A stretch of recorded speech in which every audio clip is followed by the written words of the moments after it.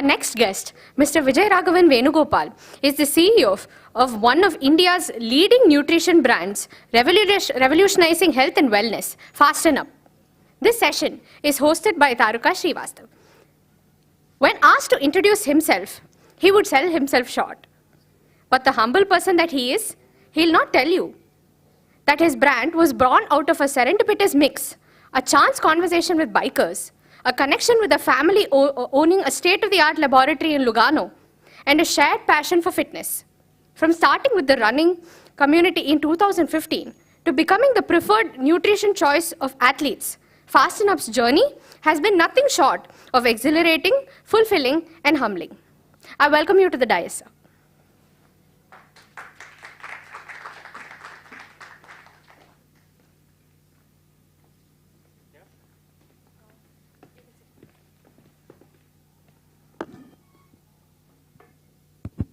So how?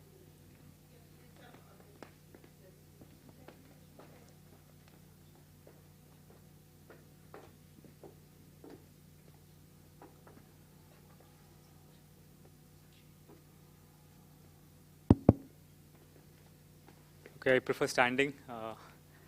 Yeah, so thank you so much. I think it has been a very generous introduction.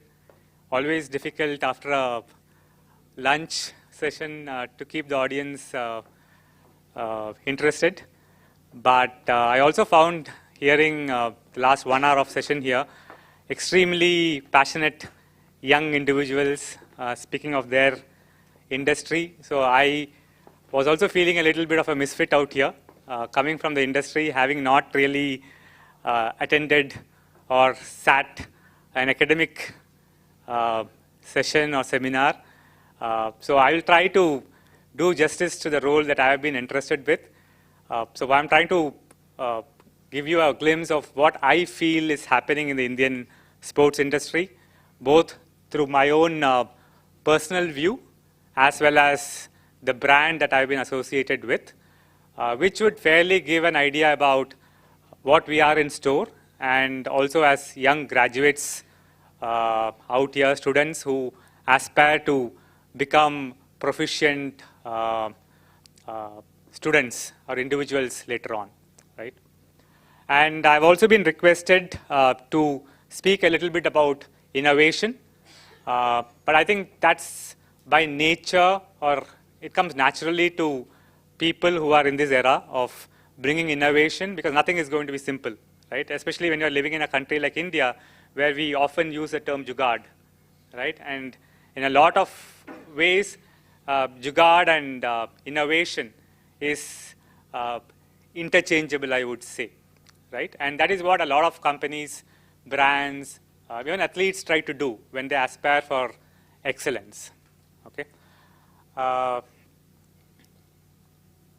So I would also want to give you an idea about my own interest and journey into sports. As an individual, I think I have a reasonably good understanding of sports and this segment, now more so after having lived this journey of Fast&Up. One, for long as a child and as growing up, I've had a dream, passion, interest in sports, and I'm very happy to see that all of you have the privilege of now realizing your dreams and desire, which was not possible maybe 20 years back in a country like India, right? So I think you're all blessed to be in a situation where you can see opportunities, and that is my first submission today with all of you. The second fundamental fact has been our own journey when it started in 2015 of Fast&Up. It was, in a way, an amalgamation of my own desire and interest, plus my business expertise, plus a little bit of my healthcare background, because I used to work in pharmaceutical companies, all coming together. It happened a little later in my life. I was already 40 at that point of time, right? But at some point in life, when something like this happens, you are happy for it, right? And I find that a great amalgamation of a lot of things happening. And living a journey like that has been awesome. I was just thinking that it is, in a way, your graduation, your master's, and PhD all rolled into one, of building a brand, a D2C brand, and living that life. So today when I speak, sports or engagement with sports is only a subset of the nutrition brand that we have built, but it still forms a lot more closer to our heart because that's where the journey indeed started.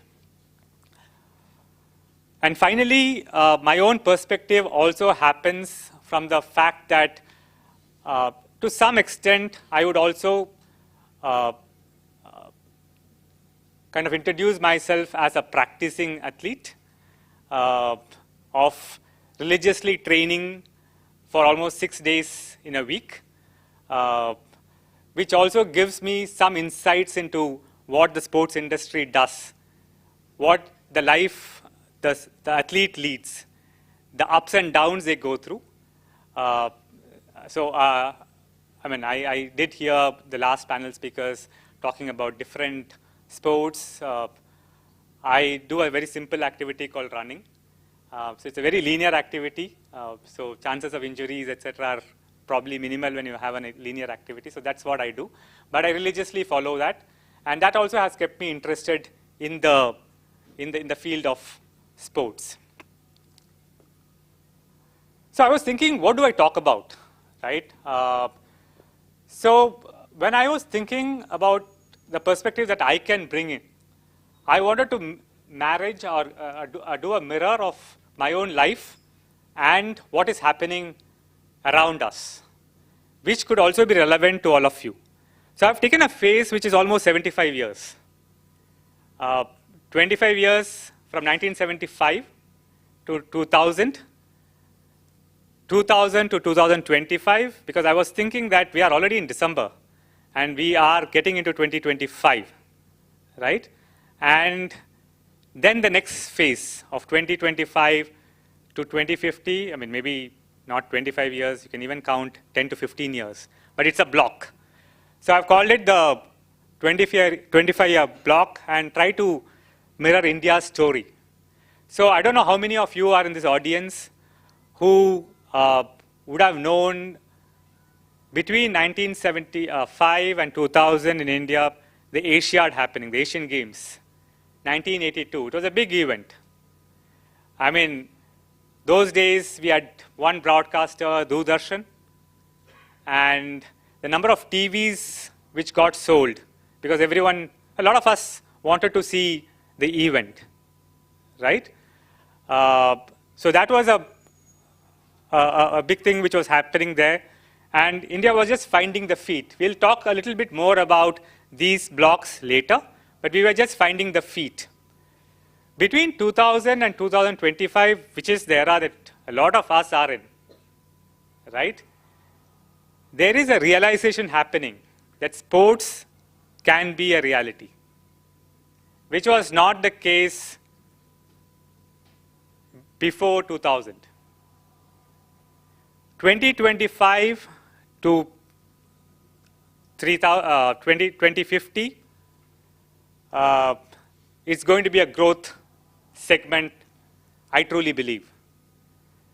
I mean, 2000 to 2025, we had IPL happening. As reluctant participants, India got into IPL, and you know where it is. And from 2025, there's already the talk of India hosting the Olympics.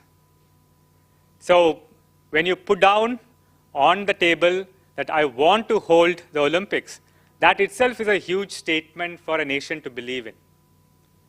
And I think I was at a FICCI conference around 2 weeks back, where there are a lot of people talking about what we need to do as a country to get the Olympics going, right?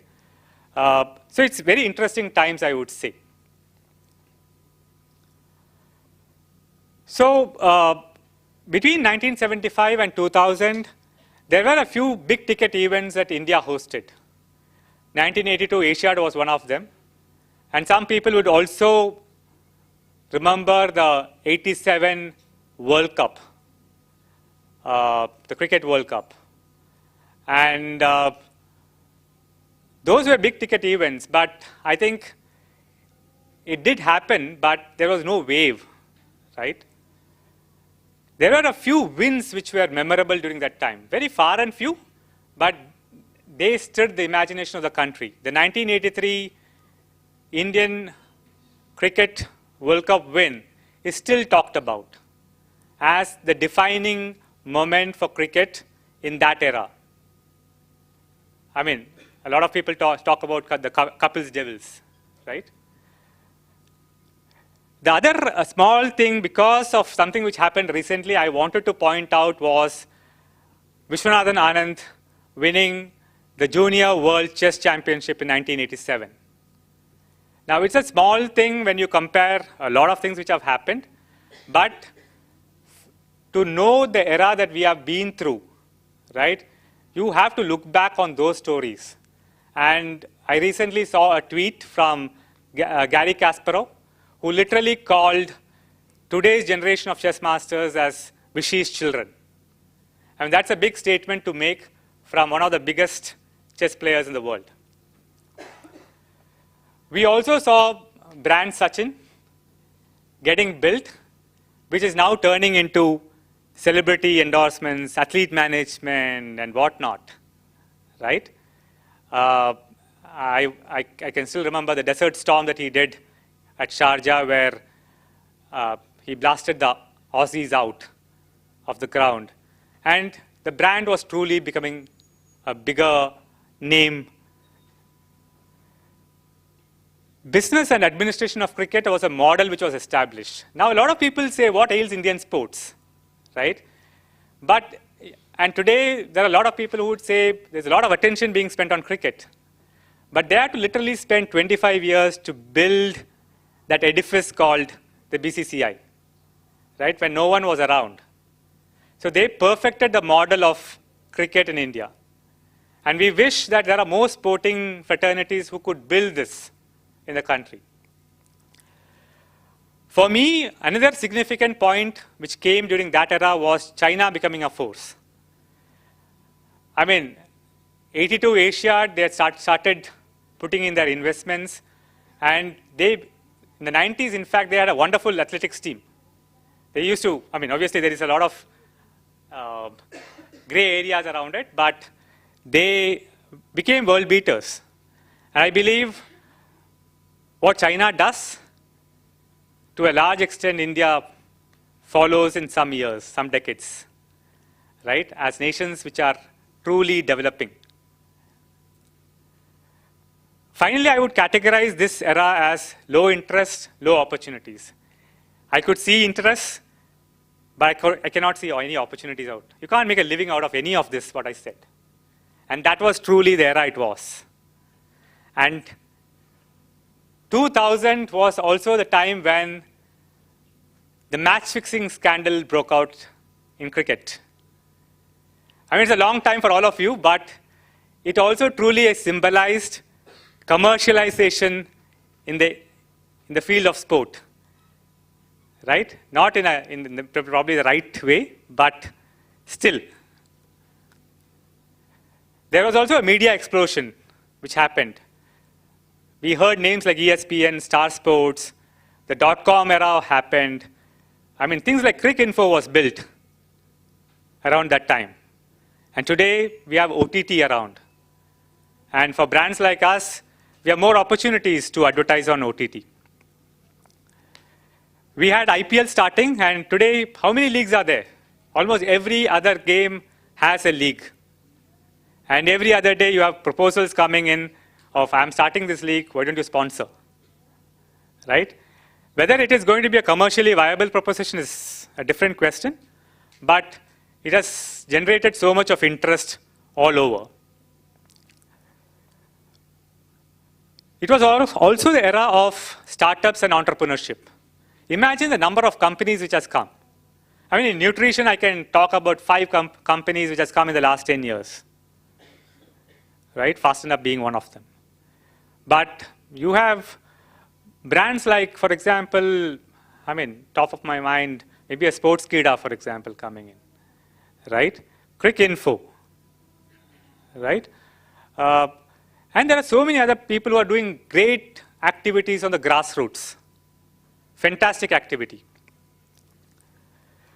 This era also proved to all of us that we could be world beaters.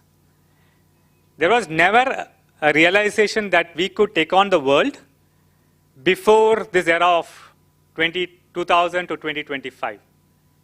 We had obviously the cricket win. I'm not talking much about cricket because that's a given fact. But we had names like Abhinav Bindra. We had names like Sindhu, Neeraj Chopra, right? And the latest one is Gukesh, who have made people believe that you could participate and win those activities, win those games. It was also the era of innovation and private participation. No longer was India totally reliant on just government support. You see a lot of initiatives which are happening, right? You have teams being owned by GMR, JSW, Reliance coming into the picture, right? Whether it is taken to the natural conclusion, maybe not, it'll take some time, but we are already starting to see that participation happening, which is great for Indian sport. I feel during this era, we also saw interest, which is around middle, because there's a tentativeness which is around.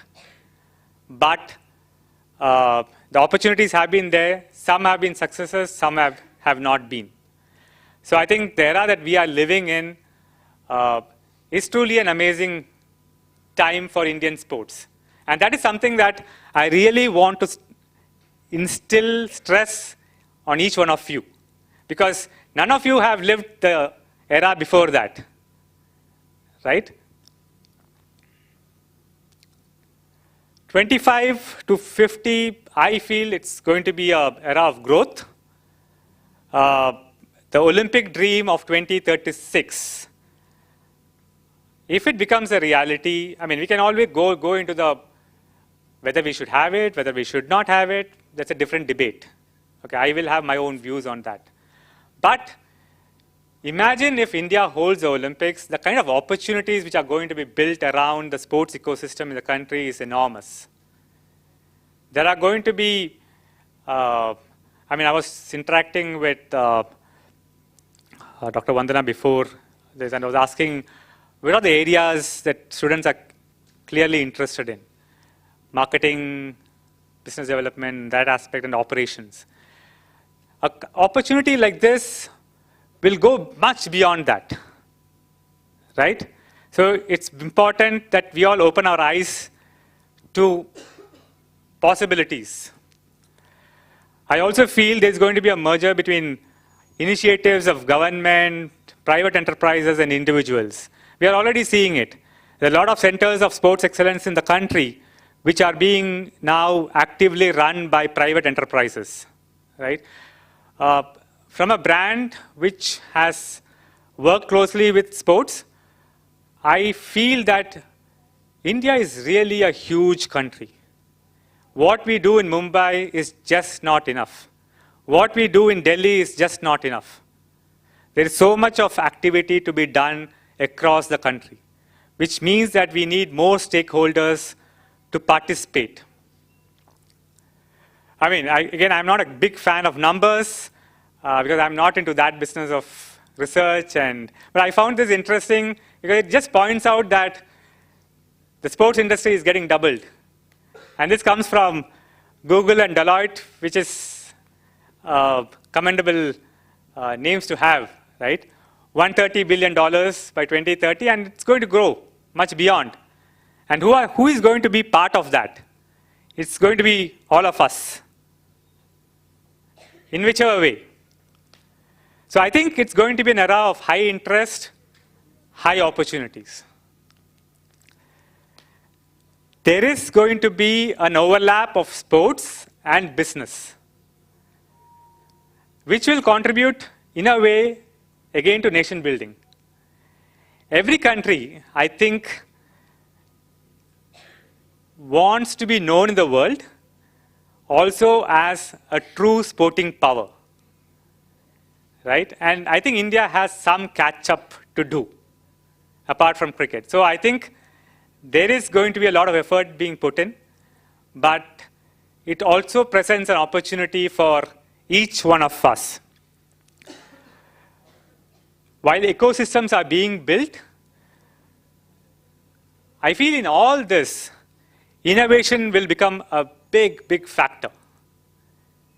It's not going to be the traditional sports play that we are going to have, right? There are going to be opportunities which are going to happen where you need to truly think, what can I do there? And also, I mean, the moment we talk, we have a lot of innovation and technology happening in business as well. For a brand like ours, we never imagined in the country that a product like an electrolyte, which is Reload, can be available in 10 minutes to a consumer. And who have done that? Somebody who has truly disrupted the system. People like Swiggy, Zepto, and Blinkit, they have changed the way people are looking at service. So much so that big giants like Amazon and Flipkart are are having a run of their lifetime, right? So at this stage, I also want to just give a perspective about what we have done to give you a view of what could be the possibilities in different areas that you would be interested in, right? So Fast&Up, initial tagline was intelligent nutrition, and we truly believed in innovation as a subject. Why? Around 2015 in India, we never had the concept of effervescent nutrition. For people who haven't seen it, one of our products comes in the form of a tube with tablets inside, and you put it in water, it dissolves, you get it's kind of infused water, right? And it was a big problem statement for us. How do I convince so many people in India to have a new format of a nutrition? People are used to powders. People were used to tablets, which can be swallowed. But no one was used to an effervescent form of nutrition, right? And at that point of time, we also found that in the sporting segment, even people who were practicing at the elite level had, one, very little knowledge of nutrition. Two, the availability and access was zilch. So it was a challenge, right? I remember it was around the 2016 Rio Olympics. You go and knock the doors and go to the athletes and say, hello, ma'am, I'm ready to give you free. Please, why don't you have it? But a lot of times you are so tuned into your way of working that they don't want to touch anything new. But I think things have changed. More people are appreciating the need for nutrition in the country. Today, as we speak, Fast&Up is also a global brand where we manufacture in India, but we also export to more than 20-25 countries, including the US and UK. And cricket is something where we have done extremely well, where we supply to most of the teams, countries, etc. We also recently tied up with the Badminton Wales as their nutrition partner, which you may not be able to think 15 years back, 10 years back, that an Indian brand can go and do something with a country outside, right? So that's the journey that we have led. And a few things that we have done during this period is not just build a product or a brand, but also tried to be in time with the evolving business landscape in the country. So between 2015 and 2025, what have we gone through? We've gone through a COVID. We have gone through e-commerce becoming more and more effective, right? We have seen digital marketing becoming much more prominent.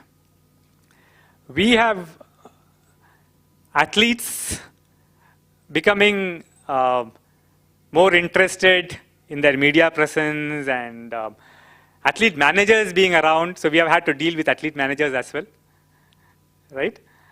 So we have also learned a lot of things over a period of time. And I think each one you interact with will have their own story. I see a lot of people doing ventures in turf parks, and we have games like paddle and pickleball coming into existence. That is going to be another big opportunity for everyone. So in this slide, I just wanted to step back and give some pointers to all of us students. I mean, I'm also a student in some format, right? It's a perspective which is a little, I hope it's not sermonizing, right? But it's something that I also perceive and see because of the industry that we are in. I think while sports management and the allied industry is evolving, is there, there's still a lack of clarity as to, I mean, 20 years back, there's a mechanical engineering, there's an electronics engineering, there is computer science, XYZ, very clear. If you become a doctor, you're very clear, you become ortho or a gynec or whatnot. Sports today is at a stage where as a field it's still evolving. So as students, I feel that sometimes there could be some lack of clarity in what you want to do, right? So it's something which I have found interacting with a lot of stakeholders in the system. And at the same time, there are opportunities. And there will be competition. Any sector which is on the growth will have competition, right? And so all of us have to be prepared for that. And there is nothing called a rightful throne. You have to work for it. The third thing that I have seen, and I feel a little, it's a little ambivalent, but I will still put it out, is sports management is a great subject. But at the end of, and the business that we are in is, you have sports, you have business. Just because you are the top Indian boxer doesn't mean that you have the right to win in the business of sport. You need to have the skills, the acumen to practice business, right? So just because we have a great fascination, great interest in export, doesn't mean that we can become successful in that business of sport. So it's very important that all of us develop our skill sets in the traditional management, business, skill methodologies, as much as having the interest in sport. I mean, just to let you know, you can be the best batsman in the world, but if you cannot articulate well in the commentary box, you are not going to be a successful commentator, right? There are going to be multiple domains in this ecosystem. I mean, as a brand, I can see multiple domains. And there is going to be a niche. You have to decide what are you going to be after. Maybe in the first few years, 5 years, it may be not very natural to all of us, because I also don't know. In the initial few years, when you're building a brand like Fast&Up, you're doing everything. But after a few years, you tend to understand what you're good at and then focus. The last point is take advantage of these avenues and continuously innovate. I mean, what was true 5 years back is not going to be true in the next 5 months. So be prepared to do everything and keep innovating. So I just wanted to, last couple of slides, just wanted to give an example because we have the Tata Mumbai Marathon coming up, which is the 20th year in January. It's an event which has now 60,000 runners. And the organizers who I think Somaiya also works with, they have revolutionized running in the last 20 years. Today we have almost 2,000 running events in the country. You have almost 1.5 to 2 million runners, growing industry, right? Historically, the opportunities have been, you have the big brands, maybe the Adidas, the Pumas, Fast&Ups, the apparel partners all coming in, doing their bit of work, right? But the question which the organizers, all of us, would be asking it, what next? Are we going to say that next 15 years, people are just going to run? Is it just an event which is going to happen from X place to Y place? So as professionals, all of us are trying to innovate and add value. How can I make it more interesting? How can I make it TV friendly? Unfortunately, none of the running events have a TV audience. They are asking, how can I make a full marathon which spreads, which is 42 kilometers, which runs through the city, right, for around 2 hours, 2.5 hours. How can I make it TV friendly? Somebody has to find the answer, right? Otherwise, this sport may not go beyond a certain point after 15 years, right? I mean, the same thing happened with multiple sports. I think hockey, for example, they broke it down into more quarters. Kabaddi became a hit in India when they made it very TV friendly.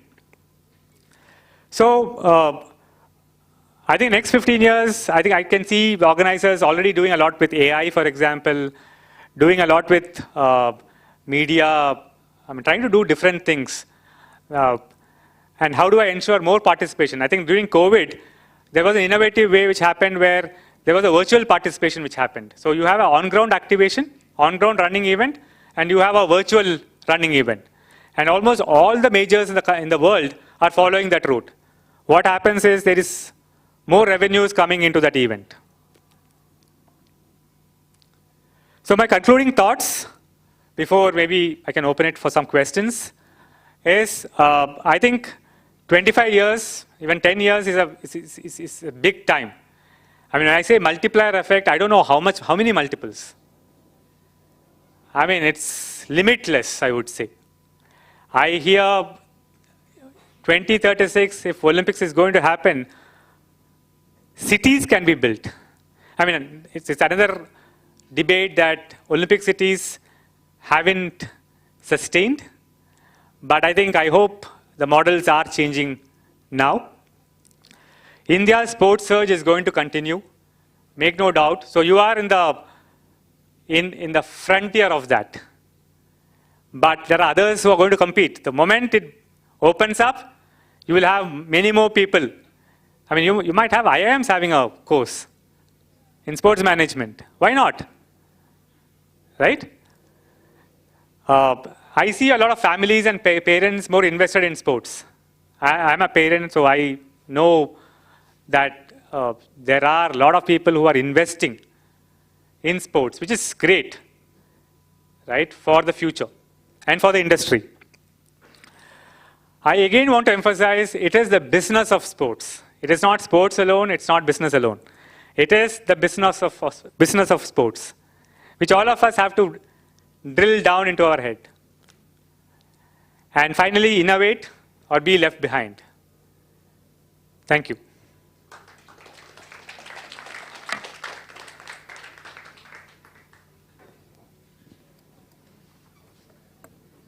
Thank you so much for that extremely thought-provoking speech, sir.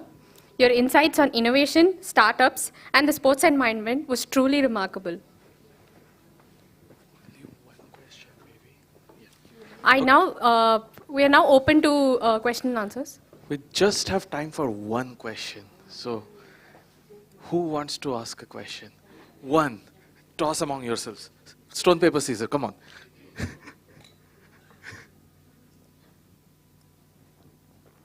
Check. Hi. So because you're talking about the business side of it, and business side of it would deal with sponsorships a lot, I know you cannot speak for other brands, but what do you see when you're deciding between sponsorships? What do you see? Do you see the sport of it? Do you see the future of it? Do you see your brand as being a right fit there? Or the awareness of your brand that you would receive as a part of the sponsorship? I mean, it's a very interesting subject because we have also learned over the last 10 years. So I think in India today, we get a lot of options for being sponsors, right? You have right from IPL to the lowest of the events, right? Some of these events, which stage of the company you decide not to do, because IPL is very expensive. So a lot of brands will not even be able to take part in it. I think the only time we were digitally involved was in 2020 or so with Chennai Super Kings. But if you need a full entrenched participation, you need a lot of money. So that rules out a few things. After that, what we look at is, obviously, what can that event do to you as a brand, right? It may be a great event for somebody else, but will it help me as a brand, right? The question that we would probably be asking is, there are two reasons why I should sponsor, right? Whether I have consumers in that space. For example, when I do running events, I know people who run are also my customers. So I can engage with that audience. Some brands, like, for example, IDFC, they're also part of the Tata Mumbai Marathon. But nobody consumes they consume IDFC as a banking platform. But through that audience, they want to reach out to a bigger audience, right? The third thing that I would think and decide is, can I do it in a sustained way? If I do it one-off, our own experience is that it doesn't help the brand. I'm here, I speak once and I go away. It'll be forgotten in maybe a week, right? But what if the person comes here every month? The relationship with that audience gets strengthened. So as a brand, we try to be in activities or in cohorts which we feel we can sustain. So these are a few pointers that we and you have to say no whenever, there's just no hesitation in saying no. Because as marketeers, we get a lot of calls giving why this event is the best property for you, right? But as a brand, we need to decide. Thank you. So, if you have any more questions, I'm sure Mr. Vijay will be happy to answer them later. So, yeah, off to the host again.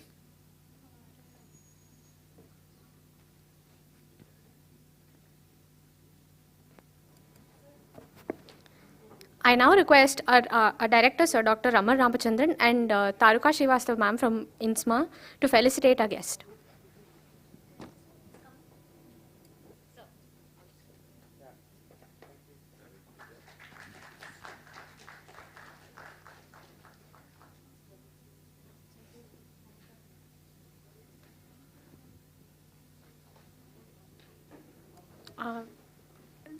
Dr. Amol Patil, please come.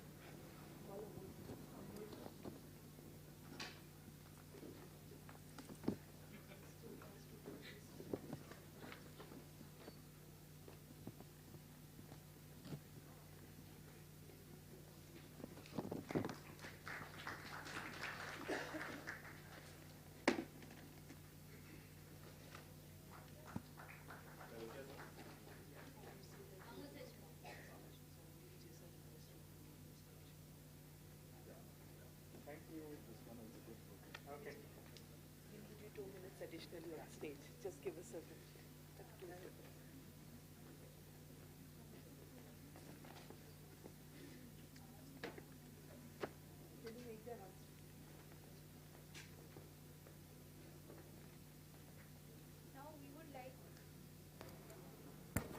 Now we would like Mr. Vijayaraghavan Venugopal and Dr. Raman Ramachandran to come up on the stage and facilitate our student achievers, Swarali Deo and Dr. Adarsh Yadav.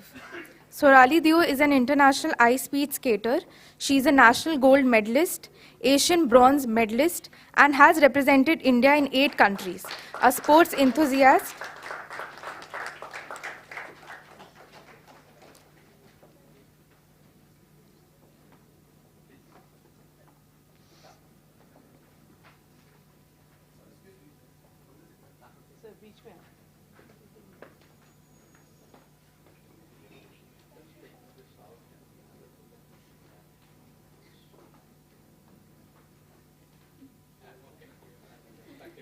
yes. Change the background.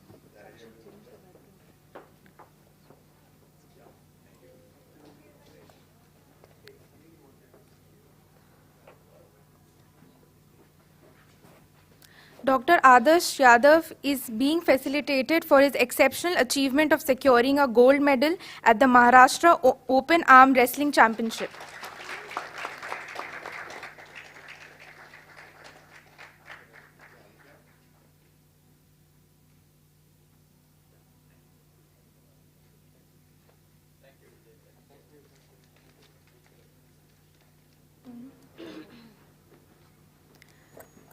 We will now disperse for the parallel sessions, which will be happening in the main hall, classroom 1 and 2, in the ground floor.